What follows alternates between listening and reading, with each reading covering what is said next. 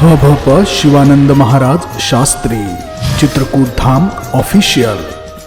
5 वर्षाची मुक्ताई गेली, दरवाजा वाजवते दादा, ज्ञान दादा दार उघडा दादा। तुमच्यासारख्या महान संतांनी जर असं ताटीचं दार बंद करून आतमध्ये बसलं ना दादा, या ज्ञानाचे दार कायमचे बंद होतील दादा। या जगाला ज्ञानेश्वरी सारखा महान ग्रंथ नाही भेटणार हो दादा। हे जग अज्ञानाच्या खाईत लोटल्याशिवाय राहणार नाही दादा। जगानं किती त्रास दिला ना दादा, तर संतांनी सुखानं पाणी व्हायचं असते दादा।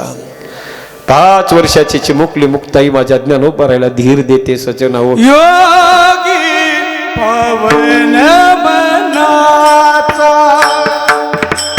योगी पवन मनाचा, योगी पवन मनाचा, योगी पवन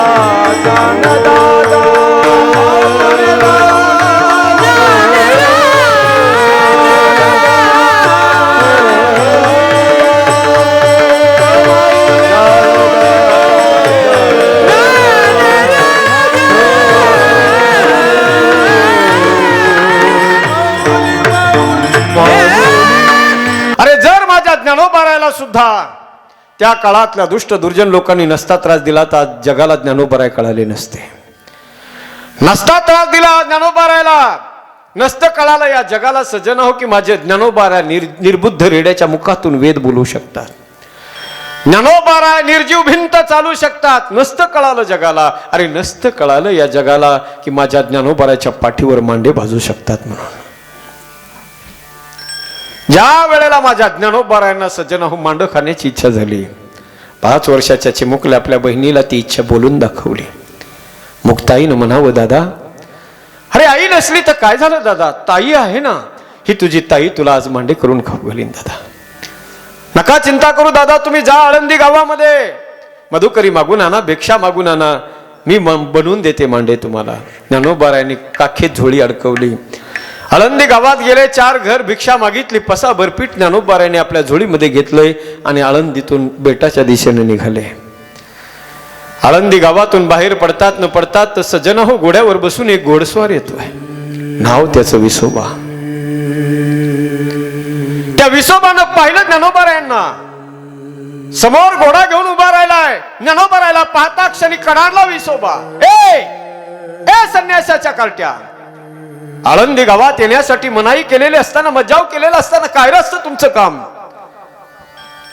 हात जोडून दबक्या आवाजामध्ये ज्ञानोबा म्हणतात, काका आजपर्यंत आई गेल्यापासून आजपर्यंत एकदाही मांड खाण्याची इच्छा पूर्ण झाली नाही हो काका. आज आईच्या त्या गोड मांड्यांची आठवण झाली ना काका, म्हणून 4 घर भिक्षा मागितली आणि पसाभर पीठ घेऊन बेटाकडे चाललोय काका. अरे मांड्या खाण्याची इच्छा तुमच्यासारख्या संन्यासाच्या काट्यांना व्हावी, अरे ती तर आम्हा विद्वान पंडितांना व्हावी. तुम्हाला मिळाले तर शिळे तुकडे खावेत, अन्यथा उपवासी झोपावं. एवढ्यावर नाही थांबला विसोबा. मायबाप घोड्यावरून उडी मारली, ज्ञानोबारांच्या समोर उभा राहिला. ज्ञानोबाराच्या काकीतली झोळी हिसकाटून घेतली, टारा टारा टारा झोळी फाडून टाकली. एवढ्यावर नाही थांबला, झोळीतलं पीठ जमिनीवर सांडलंय आणि आपल्या पायातल्या खेटरानं ते पीठ तो माती मोल करू लागला. ज्या वेळेला विसोबा सज्जन हो ते पीठ माती मोल करत होता, माझ्या ज्ञानोबाराचे डोळे डबडबून गेलेत. कुणाला सांगावं, कुणाला हाक मारावी ना आपलं दुःख कुणाला सांगावं. डबडबल्या डोळ्यानं माझ्या ज्ञानोबारांनी सज्जन हो ते वरचं पीठ तसंच त्या झोळीमध्ये फाटलेल्या झोळीत भरलं. हा ज्ञानोबाराय सज्जन हो रडत रडत बेटाच्या दिशेने आले आहेत. 5 वर्षाची चिमुकली मुक्ताई वाट बघत होती. माझा ज्ञानदादा आता येईल, माझ्या ज्ञानदादाला मी गोड गोड मांडे करून खाऊ घालीन. मनामध्ये स्वप्न रंगवते 5 वर्षाची मुक्ताई. आणि तेवढ्यात माझे ज्ञानोबाराय तिथे आले सज्जन. ज्ञानोबारायला मुक्ताईनं आलेलं पाहिलं. ज्ञानोबारायच्या डोळ्याकडे तिची नजर गेली. ज्ञानोबारायच्या डोळ्यातून ज्या वेळेला अश्रूच्या धारा मुक्ताईनं पाहिल्यानं मायबाप धावत आली हो 5 वर्षाची मुक्ताई. धावत गेली. माझ्या मुक्ताईनं ज्ञानोबारायच्या कमरेला कडकडून मिठी मारली. ज्ञानोबारायच्या तोंडाकडे पाहते, विचारते, दादा दादा का रडताय हो दादा? मारलंय का तुम्हाला कुणी? शिव्या दिल्यात का दादा तुम्हाला कुणी? वाईट बोललंय का? सांगा ना दादा. अहो दादा बोला ना, अहो दादा सांगा ना, का रडताय दादा? माझे ज्ञानोबाराय विचार करतात, आता या 5 वर्षाच्या लेकराला काय सांगू मी? अगं मुक्ते, गरीबाचं भाग्य गरीब असतं मुक्ते. असं वाटलं होतं मुक्ते, माय बाप निघून गेल्यानंतर आज तरी मांडे खाण्याची इच्छा पूर्ण होईल. अगं मुक्ती आळंदी गावात गेलो, 4 घर भिक्षा मागितली, पसाभर पीठ घेऊन बेटाच्या दिशेने येतो. तो रस्त्यात तो विसोबा भेटला आणि त्या विसोबानं सगळं पीठ माती मोल केलं ग. सगळं पीठ त्यानं माती मोल करून टाकलं. 5 वर्षाची चिमुकली मुक्ताई ज्ञानोबारायच्या कमरेला बिलगून रडते सज्जन हो. ज्ञानोबाराय उदास झालेत. माझ्या ज्ञानोबारायने ती हातातली झोळी बाजूला टाकून दिली. मुक्ते, कंटाळा आलाय आता या जगाचा. या जगाचं तोंड पाहण्याची इच्छा राहिली नाही. या जगातली माणसं चांगली नाही राहिलं ग मुक्ते. या जगातली माणसं चांगली नाही राहिली. गरीबाचं जगणं आता अवघड झालंय मुक्ते. अगं या लोकांनी फार त्रास दिलाय. कंटाळून गेलोय आता या जगाच्या त्रासाला. नाही बघायचं तोंड आता या जगाचं. आता पुन्हा नाही या जगाकडे जायचं मुक्ते. चाललो मी आता निर्विकल्प समाधी घेण्यासाठी. हातातली झोळी ज्ञानोबाराने भिरकावून दिली आणि आतमध्ये कुटियामध्ये ताटीत प्रवेश केला आणि कुटियेचा दरवाजा ज्ञानोबाराने बंद केला. मायबाप, 5 वर्षाची चिमुकली माझी मुक्ताई. मुक्ताईनं सज्जन पाहिलं, ज्ञानोबाराय समाधी घ्यायला जात आहेत, समाधीस्थ होत आहेत. 5 वर्षाची मुक्ताई गेली. दरवाजा वाजवते, दादा ज्ञानदादा दार उघडा दादा. तुमच्यासारख्या महान संतांनी जर असं ताटीचं दार बंद करून आतमध्ये बसलं ना दादा, या ज्ञानाचे दार कायमचे बंद होतील दादा. या जगाला ज्ञानेश्वरी सारखा महान ग्रंथ नाही भेटणार हो दादा. हे जग अज्ञानाच्या खाईत लोटल्याशिवाय राहणार नाही दादा. जगानं किती त्रास दिला ना दादा, तर संतांनी सुखानं पाणी व्हायचं असते दादा.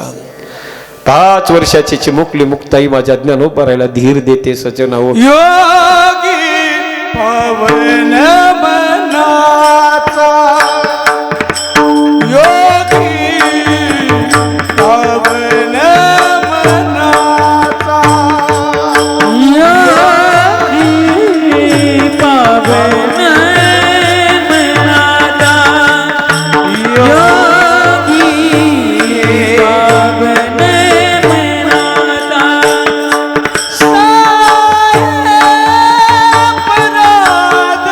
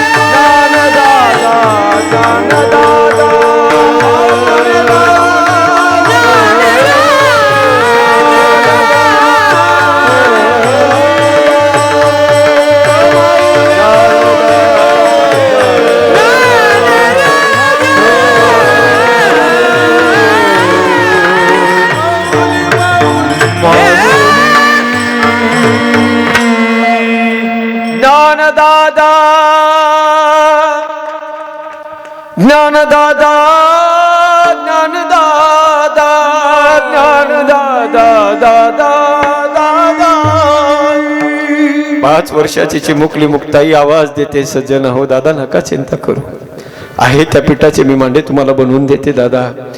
दार उघडा आणि जा आळंदी गावामध्ये खापर घेऊन या दादा. माझे ज्ञानोबाराय आळंदी गावात गेले त्या काळात फुटकं खापर माझ्या ज्ञानोबारायच्या नशिबी नव्हतं. मायबाप नाही दिलं लोकांनी फुटलेलं खापर सुद्धा. आजही त्याचा परिणाम आळंदीमध्ये लोक भोगतात. गाडग्या मडक्याची बट्टी आजही आळंदीत पेटल्या जाऊ शकत नाही. जो कोणी पेटवण्याचा प्रयत्न करतो निर्वंश होतो. सज्जन त्रास दिला ना माझ्या ज्ञानोबारायला लोकांनी, सज्जन हो दिला ना त्रास, पण माझ्या ज्ञानोबारायने पुन्हा गेले, प्रत्येकाच्या दारात गेले, नाही मिळालं फुटकं खापर सुद्धा नाही भेटलं. हिरमुसल्या चेहऱ्यानं माझे ज्ञानोबाराय पुन्हा बेटावर आले. मुक्ताईनं पाहिलं, दादा दादा आता कसं बनवायचं रे दादा, हे मांड बनवायचं कसं, भाजायचं कसं याला. मला आठवतंय दादा, आई जोपर्यंत होती तोपर्यंत गोड मांडे खाऊ घालत होती दादा, पण आज आपल्या जीवनाची परीक्षा व्हायला लागली दादा. मायबाप गेल्यावर दादा माणसाचं लेकराचं आयुष्य, लेकराचं जीवन पोरकं होऊन जाते दादा. आज खापरच जर नाही तर दादा मांड बनवू कसं. माझ्या ज्ञानोबाराने पुन्हा मुक्तीला धीर दिला. मुक्ता नको चिंता करू, अगं आज हा तुझा ज्ञान दादा तुझ्याच हातचे मांडे खाणार आहे, बनव मांड तू तयार कर. दादा पण खापर नाही ना दादा, मांड भाजायचं कसं. अगं नको चिंता करू, तू मुक्ते मांड तयार कर. माझ्या मुक्ताईनं मांड तयार केलं. मायबाप ऐका, मांड बनलंय. विचारते, दादा आता भाजू कसं याला. गुडघे जमिनीवर टेकवले, दोन्ही हात समोर टेकवले आणि पाठीवर योग अग्नी प्रज्वलित केला. मुक्ताईनं मांड तयार करावं, ज्ञानोबाराच्या पाठीवर टाकावं मायबाप, आणि एका क्षणात ते मांड भाजून निघावं. ऐका, अरे जर त्या काळात त्या दुष्ट दुर्जन लोकांनी नसता माझ्या ज्ञानोबाराला त्रास दिला तर आज जगाला नसतं कळालं की माझे ज्ञानोबारा आपल्या पाठीवर मांडे भाजू शकतात म्हणून. नसतं कळालं जगाला मायबाप. ज्ञानोबारायचा अलौकिक आविष्कार या जगाला कळाला. कोण ज्ञानोबाराय, काय अधिकार त्यांचा. तुझ्या समाधीच्या पुढं उभ आभाळ वाकलं,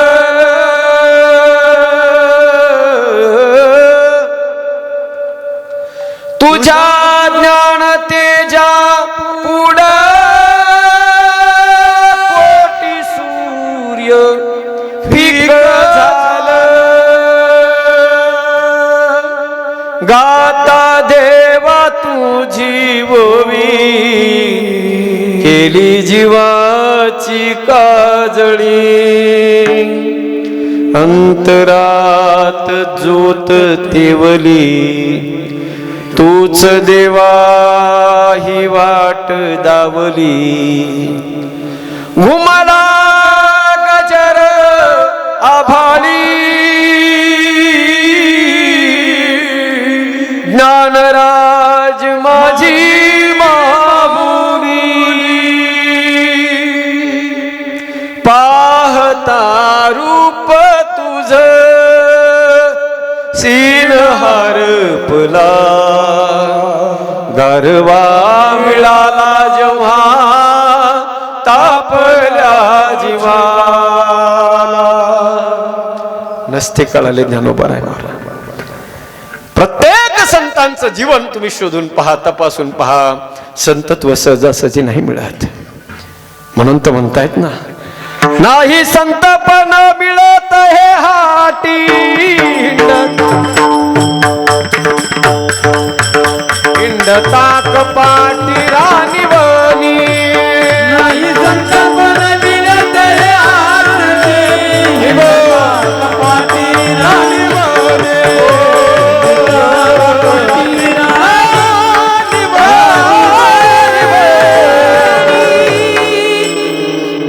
प्रत्येक संतांचं जीवन तपासून पहा. सहजासहजी संतत्व नाही मिळालं बघा.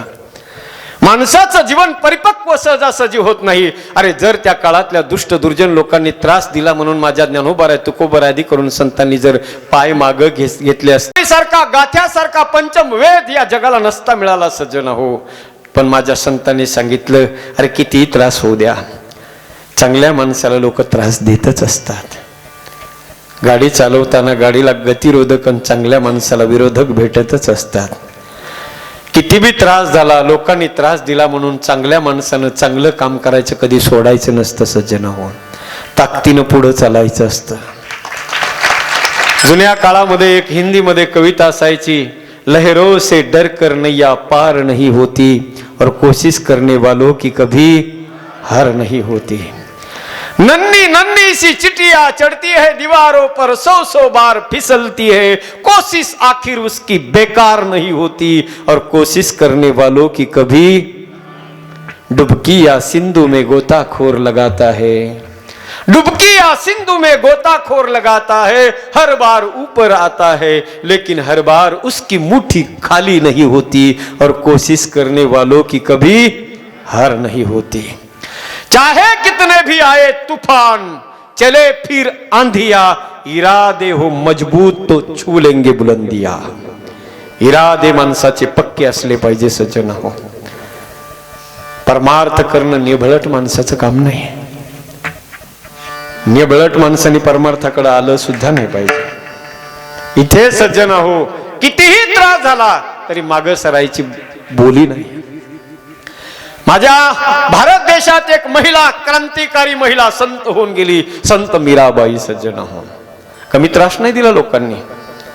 लोग कहे मीरा भई बावरी, बाप कहे कुल नासी रे.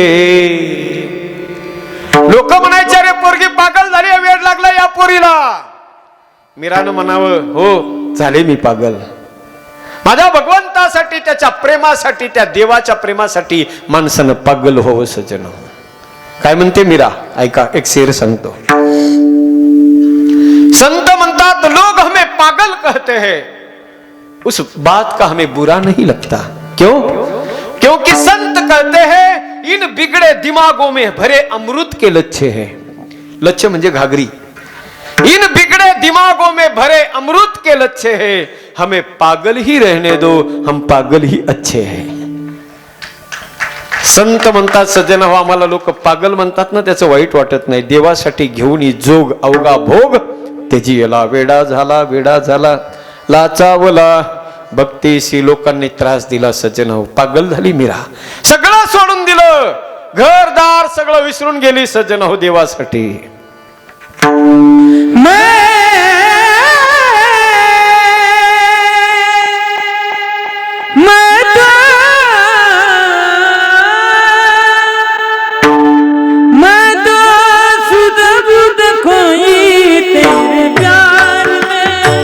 वाह वाह कैलास महाराज.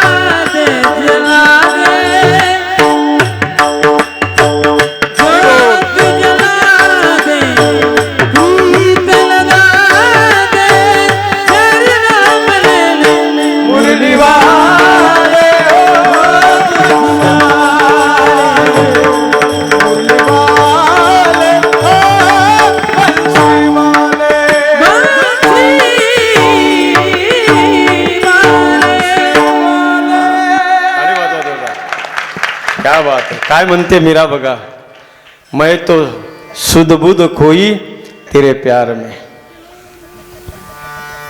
बदनाम झाले म्हणते मी, झाले बदनाम देवा, झाले बदनाम देवा तुझ्या पाये. चित्त संसारी लागत नाही. देवासाठी घेऊन जोग अवघा भोग त्याजीला. संतांच्या जीवनामध्ये त्रास झाला, संत मागे सरले नाही. ऐका, या जगामध्ये जिथं सज्जन माणसं असतात तिथं दुर्जन असतात, जिथं दुर्जन आहे तिथं सज्जन आहे. अयोध्या संपूर्ण सज्जनाची नगरी आहे, पण एक दुर्जन तिथं बी होताच. कोण? झोपले का कोण? जानकी मातेवर शिंतोडे चारित्र्यावर शिंतोडे उडवणारा सज्जन हो, परिटाच्या रूपानं तो एक दुर्जन होताच. आणि लंका संपूर्ण दुर्जनाची नगरी आहे, पण तिथं बी एक सज्जन. कोण? असं. हे तुम्ही जाणकार श्रोते आहेत. रावणाच्या लंकेमध्ये मी सुरुवातीला सुद्धा बोललो की रावणाला लोकांनी नावं ठेवू नका. तो सामान्य माणूस नव्हता, अत्यंत विद्वान, त्याच्यासारखा प्रगाढ पंडित दुसरा कोण नव्हता. नावं त्याला ठेवावेत, कुणी त्याच्यापेक्षा श्रेष्ठ माणसाने त्याला नाव ठेवले पाहिजे. आपल्याला अजिबात अधिकार नाही रावणाला नाव ठेवायचा. राजा रावणाच्या दरबारामध्ये सज्जन हो, सगळ्याच गोष्टी वाईट होत्या असं नाही. बिभीषणासारखा महान संत तिथं राहत होता आणि एक भव्य मंदिर राजा रावणाच्या दरबारात होतं माझ्या भोलेनाथाचं. भगवान भोलेनाथाच्या मंदिराच्या समोर रोज आखाडा भरायचा. ही जी कीर्तन असलं की जशी संगीताची मैफिल असते ना, धनुभाऊने कशा आणलीत सगळ्याच हिरे. रोज आहेत का? आजच आहेत? रोज आहेत का? वा, भाग्यवान आहेत. 5 वर्षापासून हेच ऐकताय तुम्ही, तरी कंटाळला नाहीत तुम्ही. हा, खऱ्या अर्थाने हे गाण्यावरचं तुमचं असलेलं प्रेम आहे. राजा रावणाच्या दरबारात वारकरी संप्रदायाची सगळी वाद्य वाजायची. बाजही ताल पखाऊ जवीना, नृत्य करही अप्सरा प्रवीणा.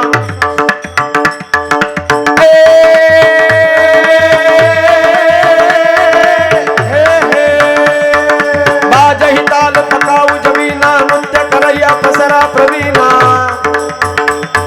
करही गान बहुतान तरंगा, बहुविधि क्रीडई पानी पतंगा, बहुविधि क्रीडई पानी पतंगा. नारी नवीना, सकल संसार कला प्रवीणा, कला प्रवीणे. रंबालिक सुर नारी नवीना, सकल संसार कला प्रवीणा. बाजई ताल पखाऊ जवीना, नृत्य करई अप्सरा प्रवीणा, नृत्य करई अप्सरा प्रवीणा, नृत्य करई अप्सरा प्रवीणा. वाह, क्या बात है. वाह वाह वाह, गोड. काय काय वाजायचं? बाजही ताल पखाऊ जवीना. रावणाच्या दरबारातलं सांगालो मी. अयोध्येत वाजत असेल याच्यात नवल नाही. वारकरी संप्रदायाचे वाद्य कोणते कोणते?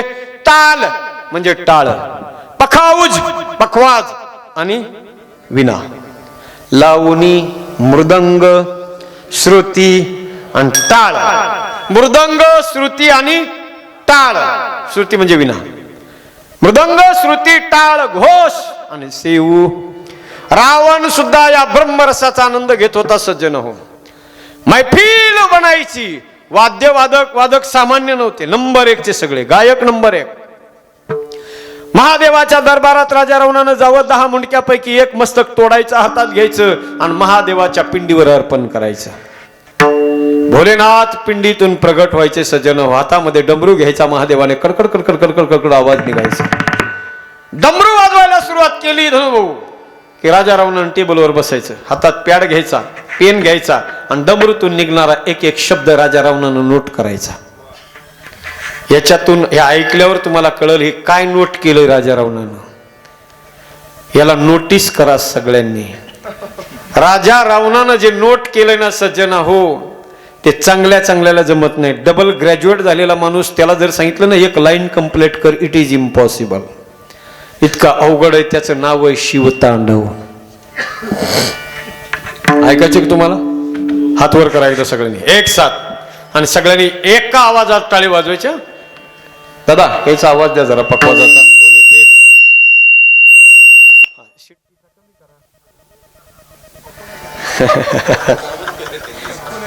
हॅलो, हा, हात सरळ करा सगळ्यांनी एक साथ. मस्त याला आवाज गेन बिन द्या, मस्त डिले. पकवाजाला सुद्धा कडक करा, आवाज द्या असं.